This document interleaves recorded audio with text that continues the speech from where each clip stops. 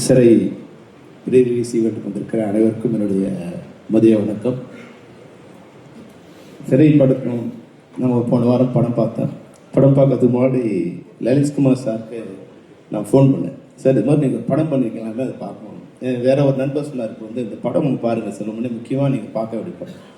ஆனால் லலித் சார் வந்து நான் பேசும்போது சொன்னார் இல்லையா, லலித் வந்து எவ்வளவு கண்டிப்பானவரோ அவ்வளோ அன்பானவர்.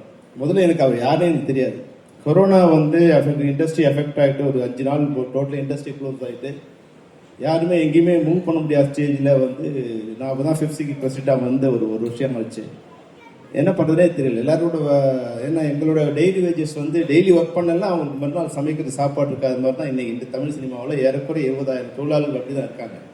தொடர்ந்து 5 நாள் மூடிட்டாங்க. மறுபடியும் எப்போ திறக்க போகிறாங்கன்னே தெரியாத ஒரு ஸ்டேஜில் இருக்கும்போது நான் முதல்ல தானு சார் தான் ஃபோன் பண்ணேன். சார் எதாவது ஹெல்ப் பண்ணும் சார், என்ன ஒரு நேரம் ஒரு அரிசி இருந்தால் போதும் சார் அப்படின்னா. எவ்வளோ வேணும்னா ஒரு 20,000 மூட்டை வேணும்.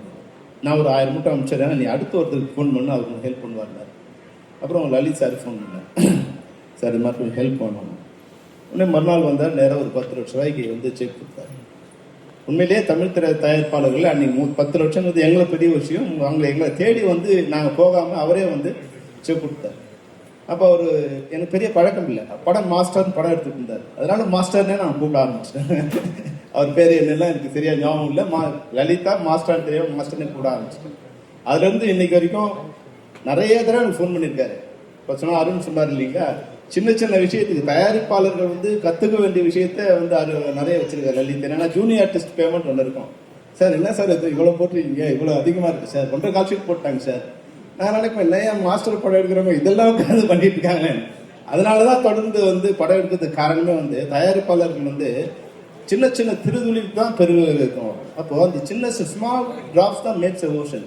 அப்போ சின்ன சின்ன விஷயங்கள்ல இருந்து கவனித்து அதை கடைசி வரைக்கும் வந்து அதை அவங்களுடைய கண்காணிப்பிலே வச்சுக்கிறதால தான் அந்த தயாரிப்பாளர்கள் வந்து அவங்க தொடர்ந்து இருக்க முடியுது.